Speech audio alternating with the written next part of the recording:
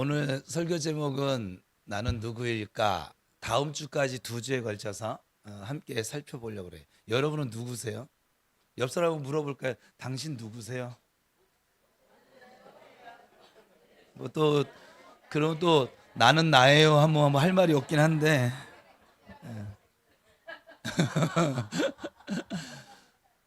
여러분은 지금까지 여러분 자신을 누구라고 생각하며 살아오셨어요? 내가 느끼는 감정, 또 거울 속에 비치는 내 모습, 또 아니면 내 머릿속에 있는 생각들, 이런 것들을 여러분 자신이라고 생각하며 살아오셨어요?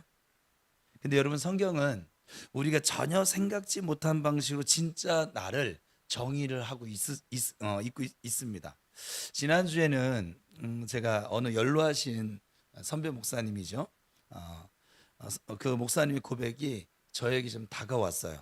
그래서 이거는 그냥 내가 은혜 받고 넘어갈 부분이 아니라 함께 나눠야겠다. 그렇게 해서 마음을 주셔서 함께 나누고자 합니다. 그 어느 연로하신 지금 은퇴하신 그 목사님의 고백인데 이렇게 고백하더라고요. 저는 신앙생활을 꽤 오랫동안 해왔습니다. 교회도 열심히 다녔고 성경도 어느 정도 알고 있었습니다.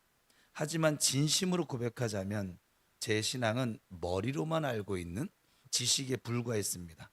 그러던 중 1968년 3월 23일 제 인생을 완전히 변화시킨 하나님의 사랑을 체험하게 되었습니다. 그날 설명할 수 없는 깊은 사랑이 제 마음에 부어졌고 이전까지 단순히 믿는다고만 생각했던 그 하나님이 실제로 존재하신다는 확신이 제 안에 강하게 다가왔습니다. 이것은 단순한 감동이 아닌 전인격적인 그런 체험이었습니다. 말 그대로 나 전체가 하나님의 임재 속에 잠기는 경험이었습니다. 단순한 감동 정도가 아니었습니다. 이후 한 약 4개월 반 동안 저는 마치 천국을 미리 경험한 것처럼 살았습니다. 기도할 때마다 하나님의 임재가 느껴졌고 말씀을 읽을 때마다 깨달음이 넘쳐 흘렀습니다. 매일 아침이 설렘으로 다가와졌고 음, 눈물은 감사로 가득했습니다. 이것이 진정한 신앙이구나. 이것이 하나님과 동행하는 삶이구나라고 하는 깊은 확신이 있었습니다. 그런데 문제는 그 이후였습니다. 그 강력했던 하나님 임재가 점점 희미해지더니 결국 완전히 사라진 것처럼 느껴졌습니다. 기도를 해도 감동이 없고 말씀을 읽어도 메마른 느낌뿐이었습니다. 마치 하나님께서 저를 떠나신 것 같은 깊은 외로움이 저에게 밀려왔습니다. 내가 무엇을 잘못했을까? 어떻게 해야 다시 그 사랑을 내가 느낄 수 있지? 그때부터 저는 끊임없이 자신을 의심하고 괴로워하기를 시작했습니다.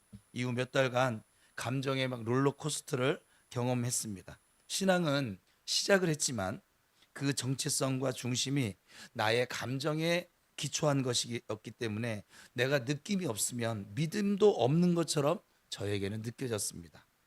이 시기는 제가 신앙적으로 가장 혼란스러웠던 시기였습니다.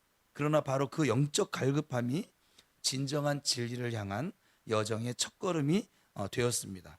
1969년 저는 미국 해병대 소속으로 베트남에 파병되었습니다. 베트남 전쟁 당시에 지금 얘기하는 거예요.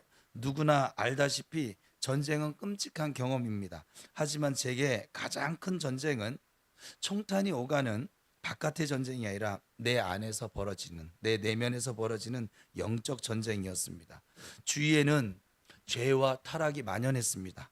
마약과 술, 또한 매춘과 욕설, 그리고 불신, 하나님을 떠난 세상의 냉혹한 현실이 그 전쟁 현장에 고스란히 펼쳐져 있었습니다.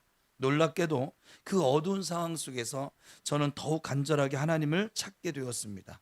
하나님이 절실하게 필요했기 때문입니다. 당시 저는 매일 기도했습니다. 하나님, 다시 한 번만 그 사랑을 느끼게 해주세요. 하지만 아무런 응답도 느껴지질 않았습니다. 어느 날 저는 기도하다 정말 지쳐 있었습니다. 그날은 새벽에 총격이 있었고 두 번이나 죽을 뻔한 상황을 만났습니다. 처음에는 차라리 죽는 게 낫겠다라는 생각도 들었지만 막상 죽음의 문턱에 서고 나니까 저는 아직 내가 죽고 싶지 않다는 사실을 깨닫게 되었습니다. 하나님이 정말 나를 사랑하시는 걸까? 그 사랑은 왜 더 이상 느껴지지 않는 걸까? 이런 질문들 속에서 저는 더 이상 감정에만 의지할 수 없다는 사실을 깨닫게 되었습니다. 그때부터 저는 감정이 아닌 말씀 속에서 하나님을 찾기로 결심을 했습니다. 성경을 펼쳐서 무작정 읽고 또 읽고 또 읽었습니다. 감동이 느껴지지 않더라도 묵묵히 읽어 나갔습니다. 그렇게 말씀 속에 제 자신을 담기 시작했을 때 비로소 하나님의 진리가 제 안에 천천히 그러나 분명하게 들어오기를 시작했습니다. 그러던 어느 날 고린도후서 5장 17절이 마치 새로운 빛으로 제 눈에 들어왔습니다. 같이 읽어볼까요? 시작. 그런즉 누구든지 그리스도 안에 있으면 새로운 피조물이라. 이전 것은 지나갔으니 보라 새 것이 되었도다. 순간 저는 멍해졌습니다. 이것이 나를 말하는 건가? 나는 아직도 두렵고 여전히 혼란스러운데 도무지 이 말씀과 내가 지금 맞닥뜨리고 있는 현실이 연결되지를 않았습니다. 그때 저는 깨달았습니다. 제가 아직 모르는 중요한 진리가 존재하고 있다는 것을. 그리고 그 진리를 내가 바르게 알지 못하면 아무리 신앙생활을 오래 해도 진정한 변화는 내 삶에 일어나지 않는다는 것을. 어느 날 말씀을 계속 읽던 중 저는 한 구절을 마주하게 되었습니다. 데살로니가전서 5장 23절입니다. 또 같이 읽겠습니다. 너희의 온 영과 혼과 몸이 우리 주 예수 그리스도께서 강림하실 때 흠없이 보존되기를 원하노라. 아멘. 이 짧은 한 구절이 제 인생의 방향을 완전히 바꿔 놓았습니다. 지금까지 저는 몸과 혼, 즉 내 감정이나 생각 그리고 내 성격 같은 것이 인간의 전부라고 여겨왔습니다. 하지만 이 구절은 아주 명확하게 말씀하고 있습니다. 우리는 영과 혼 그리고 몸이라고 하는 세 가지 차원으로 구성되어져 있는 존재라는 것입니다. 몸은 우리가 느끼거나 볼 수 있는 물리적인 부분입니다. 혼은 우리의 감정이나 의지, 사고력 그리고 상처나 기억과 같은 정신적 내면입니다. 영은 하나님과 직접 연결되는 우리 눈에 보이지는 않지만 가장 중요한 인간에게 본질적인 자아입니다. 우리는 대부분 몸과 혼만을 인식하며 살아갑니다. 지금 예배드리고 있는 여러분들도 지금 혼과 몸만을 지금 인식하며 지금 예배를 드리는 분도 계실 거예요.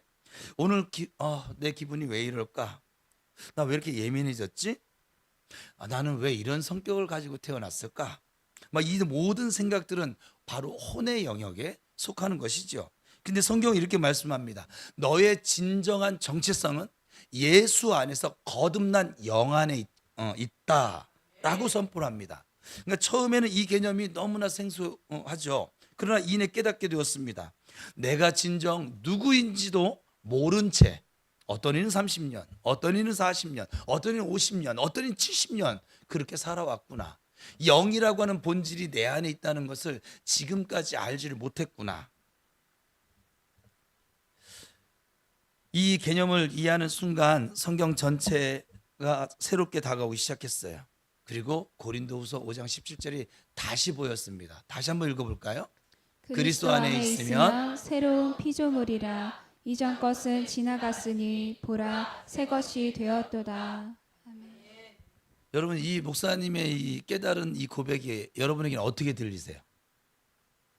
제가 우리 교회에서 영광이라고 하는 것을 하는데 영광이 안에 있는 내용이 일부가 지금 여기 포함되어져 있는데 사람은 영과 혼과 몸으로 구성되어져 있어요.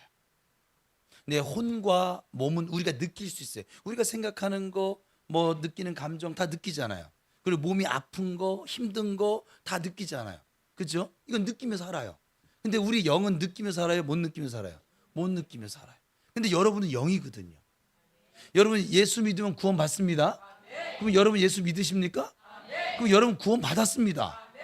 여러분 뭘 잘해서 구원받은 것이 아니라 예수를 믿었기 때문에 구원받았는데 그러면 구원받았는데 여러분 혼과 몸은 어때요? 어때 구원받은 것 같아요? 구원받는데 승질머리가 왜 그 모양이에요? 왜 그런 거예요 도대체? 그죠? 구원받았다면서요. 좀 성격이 좀 이렇게 좀 성인군자는 못 되더라도 좀 착해져야 되지 않습니까? 근데 승질머리 안 바뀌잖아요. 그죠? 혼과 몸, 그 성경에서 말하는 우리가 구원받았다라고 하는 건 1차원적으로 뭐냐면 우리의 영이 죽었었어요. 죄로 말미암아. 죄의 삭은 사망이니까. 죽었던 영이 우리가 예수를 믿을 때 예수의 생명이 우리 안에 들어와서 우리가 살아났는데 그 살아난 게 뭐냐? 영이 살아난 거란 이 말이에요. 우리가 천국에 이 몸 가지고 안 갑니다. 이 몸 가지고 간다고 하면 여러분 생각을 해보세요. 천국에 교통사고 나서 예수 믿는 사람이 교통사고 나서 천국을 갔어. 그럼 교통사고 나서 다 찢어지고 피투성이 됐는데 그 몸으로 천국에 가면 그게 천국입니까? 또 하나는 천국에 갔는데 이빨 다 빠져가지고 무릎 다 성해가지고 허리에 핀 받고 그 몸으로 천국 갔는데 그 천국이겠어요? 이거 고혈압에 고지혈에 뭐 당뇨에 지금 막 고생하는 그 몸, 앞도 잘 보이지 않는 그 쇠약해진 그 제일 좋으려면 한 25살에 천국 가야겠네. 가장 건강하고 좋은 상태일 테니까. 아, 그래 안 그래요? 맞잖아요. 천국에 우리 영이 가는 거예요. 그래서 우리 영이 지금 살아있기 때문에 우리의 혼과 몸은 좀 이따 얘기하겠지만, 그래서 여러분 이 영과 나의 정체성은 뭐냐면 영입니다. 지금 여러분 육안으로 보이는 것은 여러분의 정체성이에요. 정태호 이러면 여러분은 뭐 키 175에 제가 175예요. 좀 작습니다. 그죠? 175에 얼굴 좀 까무잡잡하고, 나는 왜 나를 표현할 때 맨날 까무잡잡이 들어간지 모르겠는데, 까무잡잡하고 또 뭐 있을까요? 뭐 안경 끼고, 그리고 뭐 나이는 이제 56세가 되어졌고, 또 뭐 있을까요? 2대8 가르마 타고,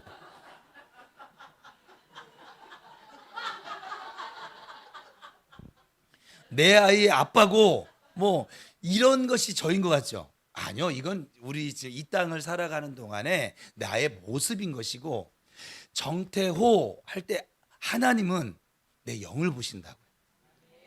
하나님의 자녀가 되어져 있는 영. 여러분들은 앞으로도 분명히 죄를 지을 거예요.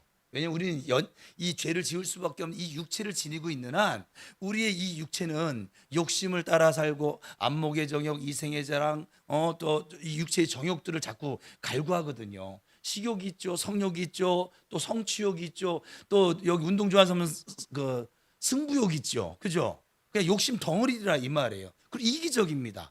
앞으로 살아가면서 여러분 또 죄 가운데 넘어질지도 모르겠어요.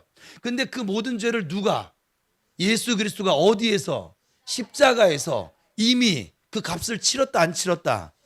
그 여러분 죄가 있어요 없어요? 예수 안에서 없는 거예요. 여러분 착해서 없는 것이 아니라, 여러분 교회 안에서 예배를 드리기 때문에 없는 것이 아니라, 예수를 믿기 때문에, 내 죄를 모두 사해 주신 그 예수를 믿기 때문에 하나님께서 보실 때 우리의 이 죄된 모습에 예수 그리스도의 십자가 보혈이 딱 덮여져 있어서 하나님 눈에 보인다 안 보인다? 안 보인다. 보여도 하얗게 보인다. 근데 사실 우리가 우리를 볼 때 참 더럽잖아요. 그런데도 주님은 우리의 그런 어떤 행위의 모습을 보는 것이 아니라 우리의 영, 이미 우리 예수의 영, 성령으로 말미암아 여러분의 영은 완벽합니다. 여러분들의 영을 위해서 할 일이 없는 거예요. 지금 우리가 신앙 훈련을 받고 이렇게 예배드린 건 뭐냐면, 아직 그 죄의 종로를 타고 죄의 습관을 지니고 있던 우리의 이 혼과 마음이 이 영 안에 있는 모든 신령한 것들을 같이 이렇게 동화되어지고 누리기 위해서 연습하고 있는 거예요. 그래서 기도가 필요하고, 그래서 예배를 드리는 것이고, 그래서 사랑하고 섬기는 훈련을 하는 거예요. 근데 잘 안 될 때가 있죠. 괜찮아요. 여러분의 영은 이미 완벽하다. 마귀는 근데 이것을 자꾸 속여요. 아유, 너 그렇게 하고서 무슨 집사야. 저한테 맨날 그래요. 요즘은 안 그러긴 하더라고요. 예전에는 맨날 너 그러고도 목사냐? 내가 승질 한번 부렸다고. 아니 남들은 10번씩 부리는데 난 10번 부리는 거 참다가 한 번 부렸는데 나한테 막 정죄를 들어오는 거예요. 막 너 그러고도 목사야? 하긴 목사가 그러면 안 되죠. 목사가 그러면 안 되면 여러분도 그러면 안 되세요. 그죠? 여러분, 나도 하나님의 아들이고 여러분도 하나님의 자녀인데 왜 저만 그래야 됩니까? 억울하게? 그죠? 저는 매우 솔직한 거죠, 뭐. 그러니까 어쨌거나 그렇게 너 그러고도 목사야, 또 여기 앉아 계시면 너 그러고도 권사야, 너 그러고도 교회 다닌다고 할 수 있어, 예수 믿는다고 할 수 있어, 막 공격하거든요. 그럴 때 여러분 당당하게 외치세요. 그래, 내가 지금 실수를 해서 잠깐 넘어지긴 했어. 근데 나 하나님의 딸이야. 나 하나님의 아들이야. 내 영은 이미 하나님의 자녀가 되어서 구원받았어. 여러분, 여러분처럼 이렇게 나약한 아빠 엄마도 자식이 아무리 잘못해도 호적에서 잘 안 지우잖아요. 간혹 있더라고요, 호적이 지우시는 분들이. 간혹 있더라고, 간혹. 이상한 분들이세요. 그 지우는 이유도 뭐냐면 말 한 번 안 들었다. 자기는 잘할, 그런 사람들일수록 자기 잘할 때 부모 말 더럽게 안 들었거든요. 왜? 그게 유전이거든. 여러분, 자식을 보면 내 모습인 거예요, 사실은. 애가 쟤 누굴 닮아 저렇게 고져. 당신 닮은 거예요. 쟤 누굴 닮아 저렇게 승질머리. 당신 닮은 거라고요. 걔가 어디서 나왔겠어. 그죠? 이 육체적인 DNA는 바뀔 수가 없어요. 박씨 가문은 박씨 성질을 가지는 것이고, 유씨 가문은 유씨 성질을 가지는 것이고, 김씨 웃지 마요. 김씨가 가장 세요. 전쟁통에도 종족 번식을 이루는 성씨가 김씨. 그죠? 천년을 왕생활한 김씨. 그죠? 예, 이 씨는 두 번째예요. 500년이잖아. 그죠? 예, 그러니까 그래도 박 씨가 세요. 왜냐면 알을 깨고 나왔어.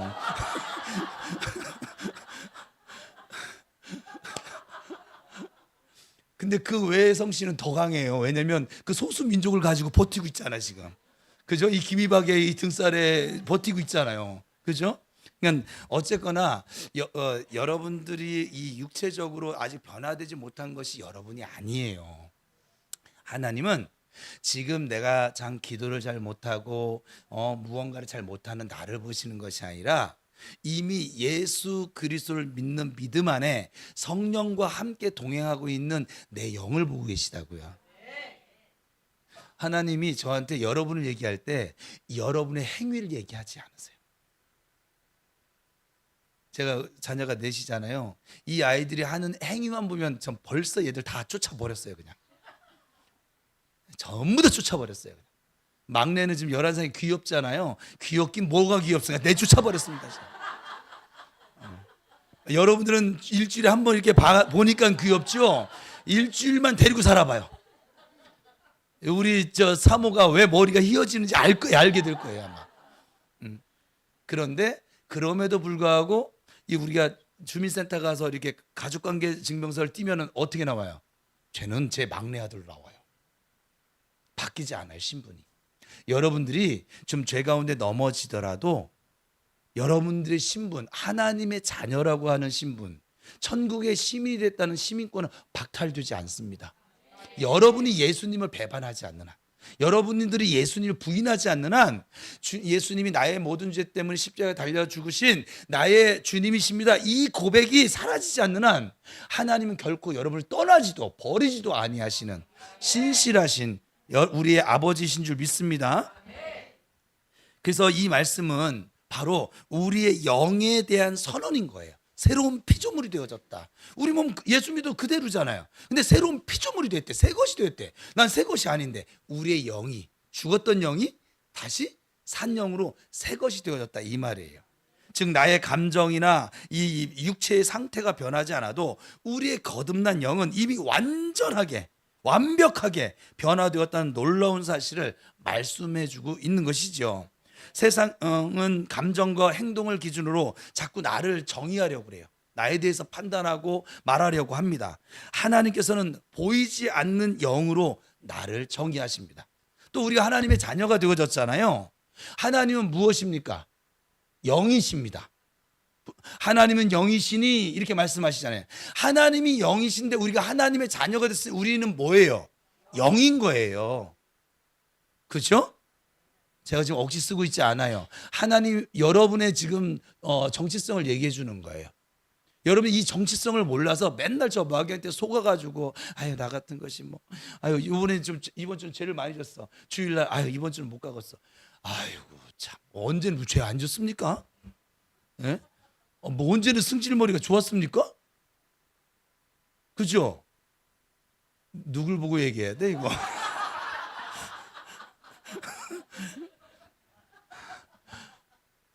누구는 얘기하지 말랬으니까 쳐다보지 말아야 돼. 죄 유혹을 받지 말아야지. 얘기했네. 우리는 흔히 이렇게 말을 하죠. 나는 여전히 부족한 사람이야. 나는 늘 두려움을 안고 살아가고 있어. 내 믿음은 너무 약한 것 같아. 그런데 여러분, 이런 표현들 대부분은 우리 혼의 상태에서 나오는 말들이에요. 즉 감정이나 경험 또는 환경에 따라 롤러코스터를 타는, 요동치는 우리의 내면적인 반응의 말들인 것이죠. 하지만 성경은 우리에게 다르게 말씀하고 있습니다. 같이 우리 노란색 같이 외칩시다. 시작. 그리스도 안에 있는 나는 이미 새로운 피조물이며 하나님의 성품이 이미 내 안에 존재한다는 것. 그러니까 여러분 안에 이미 하나님의 성품이 신의 성품에 참여한 자라고 베드로서 1장에 나오거든요. 우리 이미 신의 성품에, 하나님의 성품에 참여한 자래요. 하나님의 아들이니까, 하나님의 딸이니까. 그 성령의 9가지 열매가 있잖아요. 사랑과 희락과 화평과 오래참과 자비와 양선과 충성과 온유와 절제. 이 9가지는 하나님의 인격이거든요. 우리 안에 성령과 더불어 예수 믿을 때 이게 이미 주어져요. 여러분들은 충분히 사랑할 수 있는 사람들이 되어져 있고 이미, 그리고 희락, 기뻐하고 즐거워하며 살 수 있는 그 능력이 주어져 있고, 화평, 다른 사람들과 평화를 이루며 살 수 있는 능력이 다 주어져 있어요. 어떤 일이 있어서 참을 줄도 알고, 그리고 또 뭐 기다릴 줄도 알고, 인내, 또 자비를 베풀 줄도 알고, 또 착각, 양선, 착하게 살 힘도 있고, 충성할 수 있는 믿음도 이미 주어져 있어요. 다만 우리의 이 혼의 영역과 이 몸의 영역이 그 전에 불신앙과 불순종으로 살던 그 습관이 있잖아요. 그죠? 그 습관이 그 안에 영 안에 부어져 있는 이 모든 것들을 지금 반영을 못해서 그런 거예요. 여러분이 못나서 그런 것이 아니에요. 그래서 하나님이 왜 교회 생활을 시키느냐? 그냥 여러분 집에서 예배 드려도 되잖아요. 하나님 어느 곳에나 계시니까. 그럼에도 불구하고 여기서 함께 공동체를 통하여 그것을 훈련하라고, 끄집어내서 쓰라고. 우린 주님 안에서 부유한 자인 줄 믿습니다. 그럼에도 불구하고 우리가 변화되지 않은 것처럼 우리가 느껴집니다. 그 이유는 간단하죠. 우리의 몸과 혼이 아직도 옛사람 방식에, 옛 습관에 익숙해져 있기 때문에 그렇습니다. 여러분, 우리의 영은 예수님 안에서 이미 완전히 새로워졌습니다. 옆 사람 축복합니다. 당신은 이미 새로운 사람입니다. 시작.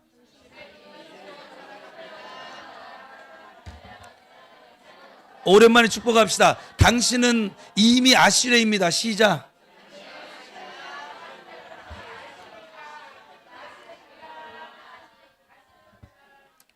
그 새로워진 영 안에는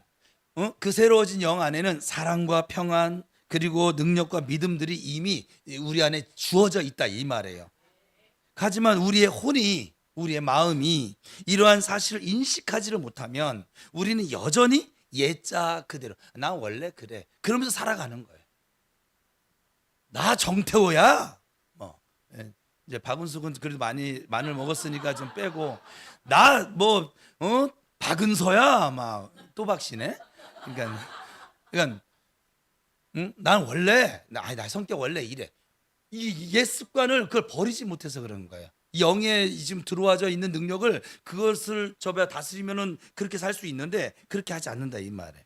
그래서 중요한 것은 영으로부터 우리의 이 혼의 영역이 재편성, 또 변화를, 마음의 변화를 경험하셔야 합니다. 이것을 로마서 12장에서 이렇게 말씀하죠. 이 세대를 본받지 말고 오직 마음을 새롭게 함으로, 새로운 피조물이니까 새롭게 함으로 변화를 받아. 그냥 어떤 사람이 변화를 경험하느냐? 마음을 새롭게 하는 사람. 진정한 변화는 외모나 감정에서 시작되지 않습니다. 하나님의 말씀을 통해 내가 내 영을 바르게 인식하게 될 때 비로소 우리의 인생은 변화를 경험하게 됩니다. 우리는 예수 안에서 이미 새로운 존재예요. 이미 새로운 존재예요. 앞으로 새로운 존재가 되어질 것이다가 아니라 이미 새로운 존재입니다. 그러기에 사실 더 이상 사랑받기 위해서 애쓰며 살 필요가 없습니다. 또 더 이상 과거에 묶여서 살 필요도 없습니다. 그리스도 안에 있는 새로운 피조물로서 진짜 나의 정체성을 바르게 알게 되는 순간 완전히 새로운 삶이 시작될 수 있습니다. 여러분, 혹시 지금까지 신앙이 여러분의 그 감정, 그 감정에만 의존하고 있다. 기분이 좋으면 가고 기분이 안 좋으면 에이 오늘 이번 주는 쉴래. 막 이렇게 감정에만 의존하면서 있었다면 신앙의 방향을 좀 바꾸는 오늘 이 시간부로 바꾸는 계기가 되기를 축복합니다. 우리가 거듭난다라고 하는 것은 단순히 종교를 바꾸거나 더 나은 도덕적인 삶을 더 착해지기 위해서 삶을 살겠다고 결심하는 그런 차원이 아니에요. 거듭남은 우리 영에서 일어나는 완전하고 또 즉각적인 예수 믿는 그 순간에 벌어지는 새로운 창조입니다. 그러나 이 변화는 눈에 보이지 않습니다. 손으로 만질 수도 없습니다. 그래서 많은 성도들이 여전히 자신의 기분과 그 상황에 환경에 휘둘리면서 자신이 누구인지도 모른 채 확인하지도 못한 채 그렇게 살아가니까 무너지는 것이죠. 그러므로 우리는 말씀을 통해 영의 실체를 확인하셔야 돼요. 그 완전함을 인식하며 사는 법을 아셔야만 합니다. 이것은 단순한 교리가 아니에요. 종교적 기독교 교리가 아니에요. 우리의 일상의 신앙을 근본적으로 바꾸는 열쇠가 됩니다. 성경은 분명히 인간을 영과 혼과 몸의 세 부분으로 나누고 있습니다. 몸은 물리적 그 세계와 연결되어져 있고 이 몸은 그럴 수밖에 없어요. 이 자연적인 이 재해를 따를 수밖에 없어요. 피곤하면 자야 되고 밤이 되면 자야 되고 또 뭐 때가 되면 밥을 먹어야 되고 그럴 수밖에 없어요. 이 몸은. 혼은 생각과 감정 그리고 우리 의지를 포함을 하는데 이건 우리의 성격과 선택을 형성합니다. 그래서 사실은 좀 성격 급한 사람은 생각이 급해요. 이미 저기 갑시다. 몸이 저기 가 있어. 생각이. 근데 나이를 먹어서는 그게 안 따라주니까 넘어지는 거예요. 여러분 유 집사님 이제 아이들 초등학교 운동장 가서 달리기 한번 해보세요. 마음은 100m 뭐 한 14초대로 이렇게 달릴 수 있을 것 같은데 가서 이제 우리 자녀들 운동회 때 부모님들이 가서 부모님들 뛸 때 있잖아요. 넘어지는 사람이 반드시 나옵니다. 왜 그런 줄 아세요? 생각은 저기 가 있는데 발이 안 가. 그래서 이게 그 격차 때문에 넘어지는 거예요. 그 사람이 약해서 넘어지는 게 아니에요. 이 생각과 육체가 달라져서. 성격이 급한 사람들은 이미 생각이 급해요. 좀 여유로운 사람은 생각이 여유로워요. 그래서 여러분의 이 생각이 여러분의 성격과 기질 이 모든 것들을 형성시키죠. 그래서 우리는 몸과 혼의 상태를 딱 보면 알 수 있어요. 아, 저 사람 성격이 급하네. 저 사람 키가 크네. 작으네. 눈에 보이니까 쉽게 알 수 있습니다. 지금 더운지 추운지 피곤한지 에너지가 막 넘치는지 오늘 목사님 또 업그레이드 되셨네. 막 이렇게 막 느낄 수 있는 거죠. 기쁜지 슬픈지 이런 건 쉽게 인지할 수 있어요. 그러나 영은 다릅니다. 보이지 않고 만질 수 없고 우리의 감각기관으로도 우리가 느낄 수가 없습니다. 예수님은 요한복음 3장에서 이렇게 말씀하셨어요. 같이 읽어볼까요? 시작. 육에서 난 것은 육이요 영에서 난 것은 영이다. 이 말씀 보니까 여러분 뭐가 생각납니까? 두 영역이 영과 육 이 두 영역이 완전히 다른 차원임을 지금 말씀하고 있지 않아요? 물리적 세계와 영적 세계는 동시에 존재합니다. 그러나 서로 다른 법칙과 속성을 가지고 있습니다. 거듭남은 바로 이 영의 차원에서 일어나는 일인 것이죠. 예수님을 믿는 순간 우리의 영은 완전히, 왜냐하면 예수의 영이 들어왔거든요. 예수의 영은 뭘 보충해야 되는 영이 아니에요. 완벽한 영이 다 이룬 영이세요. 그래서 예수의 영이 들어왔거든요. 그래서 완전히 새롭게 창조되어졌습니다. 근데 혼과 몸은 즉시 변하지를 않는 것이죠. 문제는 많은 사람들이 눈에 보이는 이 혼과 육의 이 상황과 느껴지는 감정만 현실로 받아들이고 영의 상태를 무시하며 산다는 거예요. 지금도 여기 여러분 혹시 막 이렇게 슬프고 힘들고 뭐 이런 분은 다 지금 영의 상태를 무시하는 거예요. 여러분의 영의 상태는 희락이 들어있어요. 사랑이 들어있어요. 화평이 들어있어요. 영의 상태를 무시하며 살아가는 것이 아주 일반적인데, 그래서 예를 들어 보면 우리가 경제적인 살다가 어려움을 만납니다. 또 인간관계에 갈등을 겪을 때도 있습니다. 그럴 때 우리는 어때요? 쉽게 낙심을 하죠. 그리고 영의 세계에서 우리는 여전히 그 순간에도 여전히 하나님의 자녀이며 예수 안에서 의롭고 그리고 거룩한 존재입니다. 이 격차를 메우려면 영적 실체를 내가 인식을 하고 그에 따라 사는 훈련이 필요합니다. 신앙생활의 핵심은 보이는 현실이 아니라 영에서 이미 이루어진 변화를 기반으로 살아가는 거예요. 그래서 여러분, 믿음을 정의할 때 히브리서 보면 뭐예요? 믿음은 바라는 것들의 실상이라고 했잖아요. 지금 내가 눈으로 보는 게 실상이 아니라 내 영이 바라고 있는 것들이 실상이 믿음이라는 거예요. 그러니까 우리는 태어날 때부터 감각과 이성, 감정을 통해서 세상을 인식하도록 훈련받아 왔습니다. 그래서 몸과 혼이 주는 정보가 내 인생의 전부라고 착각하기 쉽습니다. 그러나 여러분, 이 정보들은 제한적이에요. 몸은 상황에 따라 피곤하거나 아프기도 하고, 혼은 환경과 기분에 따라서 쉽게 흔들려지고 막 롤러코스터를 좋았다가 나빴다, 기뻤다 슬펐다 뭐 하여간 막 엎어쳤다 맺혔다 막 이러잖아요. 좋았다가 싫었다가 뭐 사랑했다가 미워했다가 막, 그죠? 반면 영의 영역은요, 변하지 않습니다. 여러분의 영은 지금 여러분들이 인식하는 것과 상관없어요. 여러분의 영은 예수 안에서 완벽합니다. 그래서 여러분이 천국 가는 거예요. 그러나 영은 감각으로 확인할 수가 없다. 그렇게 많은 그리스도인들이 이 영의 실체를 외면한 채 우리의 혼과 몸의 신호에만 반응하며 살아가고 있는 것이죠. 그 결과 하나님의 약속이 아무리 수없이 매주일마다 이렇게 말씀을 주는데 이 하나님의 말씀이 내 삶에 반영이 되지를 않고 내 삶 속에 능력으로 나타나지를 못하고, 신앙생활이 오직 내 감정에 따라서 오르락 내리락 하며 살아가는 것 뿐이라 이 말이에요. 영적 인식은 그래서 단순하게 내 마음을 다잡는 것이 아니에요. 말씀을 통해서 보이지 않는 내 이 영의 상태를 믿음으로 말미암아 그 진리를 받아들이는 거예요. 그게 믿음인 거예요. 성경은 우리가 거듭난 순간 우리의 영이 의롭고 완전하고 이미 하나님과 하나 되어져 있다라고 말씀하고 있습니다. 그러나 혼이, 우리의 이 마음이, 이 혼의 영역이 이것을 믿고 동의하지 않으면 우리의 몸은 여전히 그동안 해왔던 습관과 그 전에 그 불완전한 감정에 지배를 당하게 되어져 있어요. 꼭 마치 세 명이 한 팀이야. 근데 혼이 영, 혼, 몸, 이걸 세 사람으로 보자고요. 근데 이 혼이 몸의 편에 서면 이 영에 있는 생명, 예수 그리스도로 말미암아 온 생명을 누려요, 못 누려요? 못 누려요. 불안과 근심과 두려움 속에 사는 것이고, 이 혼이 영의 편에 서면 이제 이 영 안에 주어져 있는 사랑과 희락과 화평과 오래 참음과 자비와 양성과 예수의 생명, 하나님의 자녀된 권세를 누리며 살아가는 거예요. 따라서 사실 우리의 매일의 선택은 내 혼을, 내 마음을 어디에 동의시킬 것인가에 달려져 있습니다. 이 결정이 삶의 열매를, 우리가 살아가는 인생의 열매를 좌우합니다. 여러분, 마음이 나는 하나님의 자녀로서 기쁘게 살 거야. 여러분, 오늘부터 기쁘게 살 수 있어요.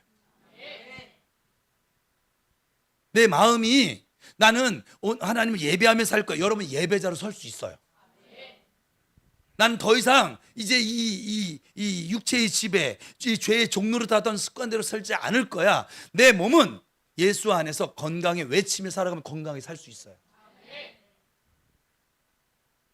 근데 이것을 모르니까 계속 그냥 아유 힘드네. 여러분 그거 아세요? 여러분 마음이 힘드네 하는 순간 여러분 몸은 더 힘들어집니다.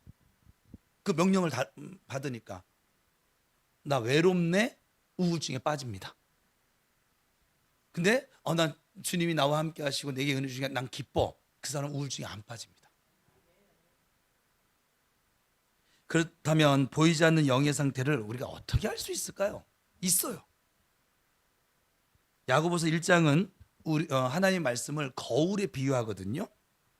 그래서 우리가 아침에 거울을 보고 미리 모양을 확인하듯 영의 상태를 보려면 말씀이라고 하는 영적인 거울을 봐야 하는 것이죠. 예수님은 요한복음 6장 63절에서 이렇게 말씀하셨습니다. 같이 읽어볼까요? 시작. 내가 너희에게 이른 말은 영이요 생명이라. 근데 성경은 영의 영역에 관해서 유일하고 그리고 정확하게 우리에게 말씀하고 있습니다. 거울 속에 있는 모습은 감각이 아니라 말씀의 선언이에요. 예를 들어 에베소서 1장 3절은 이렇게 말해요. 우리 지금 훈련받고 있는 우리 성도 유사들에게 제일 많이 제가 좀 축복하는 내용인데, 우리에게 하늘에 속한 모든 신령한 복을 이미 주셨다라고 선포를 해요. 그러니까 예수 안에 있는 모든 신령한 복이 우리 안에 성령과 함께 더불어 와 있다는 거예요. 그러니까 여러분이 몰라서 그래요. 여러분 영 안에 그게 있다고요. 이것이 영의 겨울에 비친 진짜 내 모습이거든. 구원받은 나, 천국 시민 된 나, 하나님의 자녀가 된 나의 모습이라 이 말이에요. 현실은 힘들고 우리의 감정은 무너질 때가 있어요. 어떤 경우를 만나면. 그러나 거울을 통해서, 말씀의 거울을 통해서 나는 여전히 하나님의 신령한 복을 받은 자이고, 이것을 확인할 때 내 혼이 영의 편에 서게 되는 거예요. 몸의 편에 서서 아이고 죽겠네, 아이고 죽는 게 낫겠다 이러면서 하는 것이 아니라 영의 편에 서서 주님 감사합니다, 기쁩니다, 즐겁습니다, 하나님 도와주실 걸 내가 믿습니다. 다른 것이죠. 그리고 시간이 지날수록 우리의 몸과 삶이 이제 그 말씀, 그 진리에 반영해서 순종하기 시작해요. 여러분 가끔 저 사람 참 믿음이 좋아, 뭐가 저렇게 좋을까. 우리 전도 나가면 저 체육공원에 있는 분이 그래요. 부평 우리 교회 성도들은 도대체 그 전도하러 오시는 분들 뭐가 저렇게 좋을까? 그 더운 날 다른 사람들 예수 믿으세요 하고서 뻥튀기 나눠주고 붕어빵 나눠주는데 뭐가 그렇게 좋을까? 주면서. 그죠? 그들은 우리한테 물 한 모금을 안 떠다 주거든요. 근데 요번에 갔더니 그 말씀 하더라고요. 뭐가 저렇게 좋을까? 그 말씀 하시더라고요. 좋아요. 우리는 예수 안에 있으니까 좋다고요. 줘도 좋고 섬겨도 좋고, 예? 봉사를 해도 좋고. 이번에 수련회 가가지고 제가 좀 무리 좀 했잖아요. 무리를 했는데 그러더라고요. 목사님 도대체 뭐가 저렇게 좋을까? 또 하나는 우리 청년 하나 그래요. 목사님 에너지는 어디가 끝일까? 끝 있어요. 좋은 거예요. 내가 주님의 마음으로 누군가를 섬길 수 있는 것, 내 안에 있는 능력이, 이미 주어진 능력을 나는 펼치며 사는 것이고, 믿음으로. 일반 사람들은 그것을 모르면은 그냥 안 되는 것이고. 그래서 우리가 우리 안에 이미 신령한 복이 이미 주어졌다, 이것이 진짜 내 모습인 것을 믿고 살아가시 바랍니다. 그래서 많은 그리스도인이 실패하는 이유는 하루에 한 번만 이 거울을 보고 끝내기 때문인 거예요. 이 말씀의 거울을 하루에 한 번 보는 사람은 그래도 나 일주일에 한 번 보는 사람도 있잖아요. 그죠? 이 자리는 없을 줄로 믿습니다. 나 쳐다도 안 보여 지금. 예. 영적 거울은 매일 그리고 매 순간마다 확인하셔야 합니다. 우리가 매일 씻는 것처럼. 그래서 우리 교회는 말씀을 읊조리기를 하는 것이에요. 말씀을 묵상하고 선언하며 실제 상황에 적용할 때 우리의 영의 생명이 우리의 이 혼과 몸을 통해서 흘러가고 나타나지고, 그것이 열매되어진다 이 말이에요.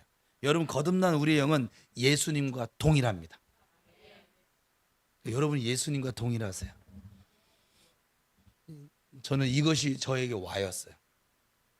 다른 사람이 아무리 뭐라고 얘기하고 마귀가 아무리 나한테 속삭여도 너 그러고도 목사해도 그래 임마, 네가 나 목사 안수해줬니? 하나님이 나한테 기름 부은 목사를 세웠지? 저는 이래요. 여러분도 나중에 네가 그러고도 집사야 그러고, 야 네가 나한테 집사 직분 줬니? 하나님이 교회를 통해서 주신 직분이야 임마. 네가 뭔데 나한테 네가 나한테 뭐 밥 한 끼를 사줘봤어. 맨날 와가지고 유혹이나 하고 미운 마음이나 갖다 주고. 그래 꺼져 임마. 우리 한번 해볼까요? 자 따라합시다. 예수 이름으로 명령한다. 악하고 더러운 영아 떠나갈지어다. 여러분 마음에 뭔가 좀 그런 게 오면 외치세요. 여러분 하나님의 자녀예요. 여러분들이 잘하고 못하고 잘해서 하나님의 자녀가 된 거 없어요. 여러분이 처음 구원받을 때도 잘한 건 없어. 저나 여러분이나. 예수님 십자가 달려 죽으실 때 최기복 집사님 그때 짜장면 만들고 계셨어요? 예수님이 최기복 집사님 죄 때문에 십자가 달려 죽으실 때 집사님 뭐 하셨어요? 이랬더니 우리 아들은 그러더라고요. 저 태어나지도 않았는데요. 아무것도 한 일이 없어요. 그죠? 우리가 원수 되었을 때, 하나님과 원수처럼 살 때, 우리가 죄인처럼 살 때, 로마서 5장에 나오는 말씀이에요. 우리가 아직 연약해서 늘 넘어지고 자빠지고 할 그때 하나님께서는 예수님을 십자가에 달려 죽게 하심으로 하나님의 사랑을 우리를 향한, 나를 향한 하나님의 사랑을 확증시켰다 말씀하십니다. 정 목사, 내가 널 사랑해. 박 집사, 내가 너를 사랑해. 박 집사가 여럿 있으니까 한 거예요. 네. 그러니까 사랑해. 그렇게 이미 말씀한 건 내가 하나님을 기쁘시게 하고 뭐 하나님 예배 잘 드려서 그렇게 하신 것이 아니라 하나님과 원수처럼 살 때 하나님은 이미 우리를 사랑하여서 내가 너를 구원하고 나의 자녀 삼으려고 내가 모진 고난과 고통을 다 먼저 다 경험했어. 너의 모든 죄값을 치르려고 피를 다 흘려줬어. 네가 흘릴 피, 네가 죽어야 할 죄 내가 대신 죽어서 그 죄값 다 치렀어. 그러니 너는 나만 믿고 따라오면 되는 거야. 그게 믿음이고 그게 복음인 거예요. 그래서 복음은 좋은 소식인데 뭐냐면 내가 한 게 없어요. 값을 치른 게 없어요. 노력한 게 없어요. 하나님이 다 해놓고 믿으래, 받으래. 선물이야. 내가 예수라는 그 선물을 너에게 안겨다 줄 테니 너는 받아. 그 받아서 풀어서 즐기면 돼. 누리면 돼. 예수 안에 있는 모든 복과 은혜를 누리며 살기를 축복합니다. 이게 하나님이 주신 선물이에요. 이게 교회 다니는 맛이고요. 이게 예수 믿는 맛인 거예요. 이 맛을 모르니까 맨날 그냥 기분 언짢으면 아 오늘 못 가겠네. 기분 좋으면 할렐루야. 아이고 진짜 막 그냥 뭐 맨날 에버랜드야. 그냥 맨날 막 이것만 타고. 여러분, 여러분의 영은 변하지 않아요. 제가 주님의 이름으로 제가 선포합니다. 예수 믿는 여러분들은 죽고 싶어도 못 죽어요. 지옥 가고 싶어도 못 갑니다. 애석하게도.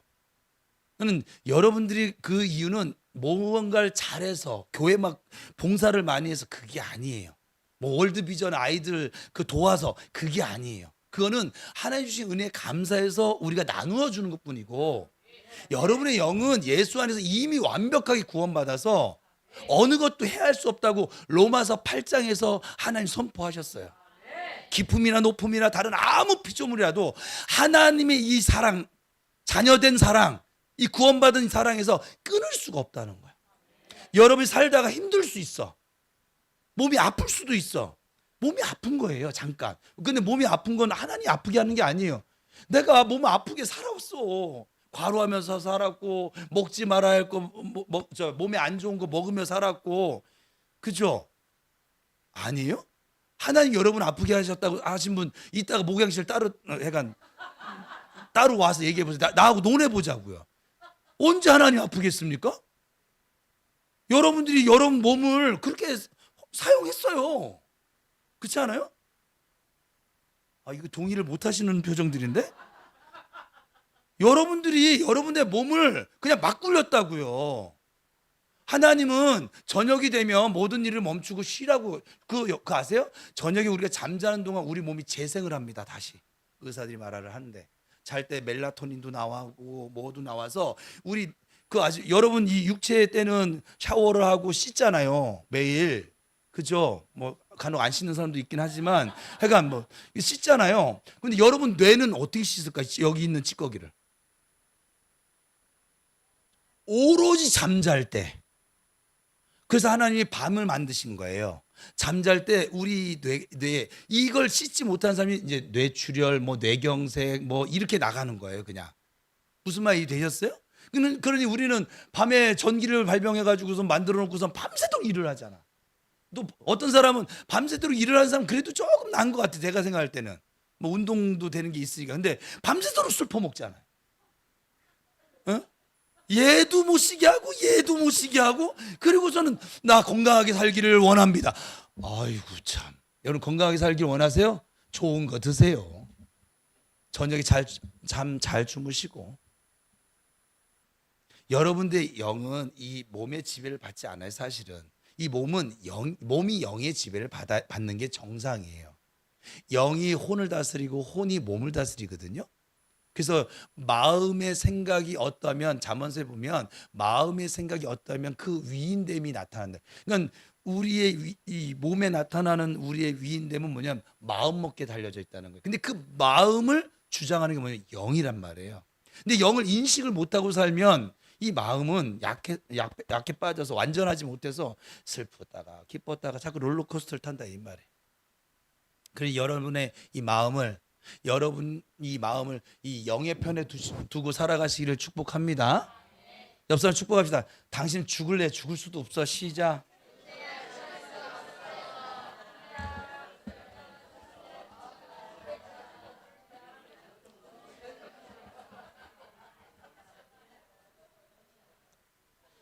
그래서 여러분 우리의 영은 이미 예수님과 동일합니다. 이것은 미래의 약속이 아니라 현재의 사실입니다. 그래서 요한복음 14장에 보면요 이렇게 말씀하고 있어요. 뭐냐면 예수님께서 너희들 내 이름으로 무엇이든지 구해. 그리고 우리가 예수님의 이름으로 살아가면 우리가 나보다 예수님보다 우리가 더 큰 일을 할 것이래요. 그러니까 이미 예수님과 동일한 거예요. 이해되셨어요? 이게 저의 말이 아니라 성경을 지금 제가 풀어서 얘기하는 것 뿐이에요. 우리는 예수님과 동일해요. 성경에서는 우리 예수님을 우리의 친구라고 부릅니다. 우리를 친구라고 부르고 하나님의 동역자라고 부릅니다. 우리를 하나님께서 이렇게 내가 생각해도 좀 못난 구석이 좀 있어 보이는 난데 그때 말한 건 내 못난 구석의 나가 아니라 내 이미 예수 성령으로 말미암아 완벽해진 천국 시민이 되어진 내 영을 보시면서 말씀하시는 것이라 이 말이에요. 그러니까 여러분들은 이미 완벽한 그 영을 내 삶에 내 혼의 영역과 내 몸의 영역에 어떻게 풀어내며 살까? 그 풀어내는 길이 뭐냐? 문이 뭐냐? 믿음이란 말이에요. 그래서 믿음이 요한일서에 보면 믿음이 세상을 이긴대. 여러분은 아무리 노력해도 우리 몸과 혼으로는 마귀를 못 이겨요. 마귀는 영이고 우리는 몸이거든요. 근데 우리의 영이 그 우리의 믿음을 통해서 영이 움직이면 예수의 영이 십자가에서 마귀를 때려잡았잖아요. 그래서 이기는 거예요. 뭐 이렇게 얘기해도 난 계속 슬프게 살래요. 슬프게 사세요. 그것도 내 선택인 걸 뭐 어떡하겠어. 뭐 슬프게 살아도 천국은 가. 예수만 믿으면. 예. 뭐 어떻게 더 설명해 줄까요? 아버지 어떡할까요? 더 할까요? 그래서 여러분 우리의 영은 더 이상 성장하거나 성숙해질 필요가 없어요. 문제는 우리의 혼과 몸이 이 사실을 이 진리를 받아들이고 순종하는데 좀 시간이 좀 걸릴 뿐이고 그리고 훈련이 필요하다는 것 뿐입니다. 그것을 교회에서 지금 훈련하면서 그 시간들을 채워가고 있는 것이지요. 많은 사람들이 이렇게 생각하죠. 나는 아직 부족해. 더 노력해야 하나님께 받아들여질 수 있어. 착각이십니다. 우리가 아무리 잘해도 하나님 눈에 완벽하게 들 방법은 없어요. 이미 근데 우리의 영이 예수의 영 때문에 하나님 우리를 예쁘게 그렇게 그러나 영의 차원에서 우리는 예수 안에서 완전한 줄 믿습니다. 이 인식이 바뀌면 신앙생활은 우리가 좀 더 나아지기 위한 노력하는 삶에서 이미 내게 예수 안에서 주어진 그 모든 복과 은혜를 누리며 사는 삶으로 바뀌어지는 것이죠. 옆 사람 다시 축복합시다. 우리 누리며 삽시다. 시작. 예수 안에서 누리며 삽시다. 물론 우리의 몸과 감정은 이렇게 지금 고백하고 선포해도 여전히 변덕스러울 거예요. 그러나 우리의 영은 예수 안에서 항상 동일하고 성령의 열매가 이미 가득 차 있습니다. 우리의 혼이 이 진리를 믿고 동의하면 우리의 몸과 삶의 그 열매들이 하나씩 하나씩 풀려져서 나타나게 될 줄 믿습니다.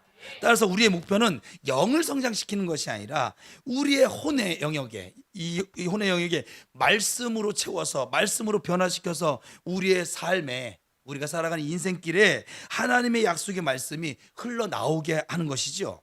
이 과정이 바로 마음의 새로움인 거예요. 옆 사람 다시 한번 마지막 축복합시다. 새로운 마음 갖고 살자. 시작.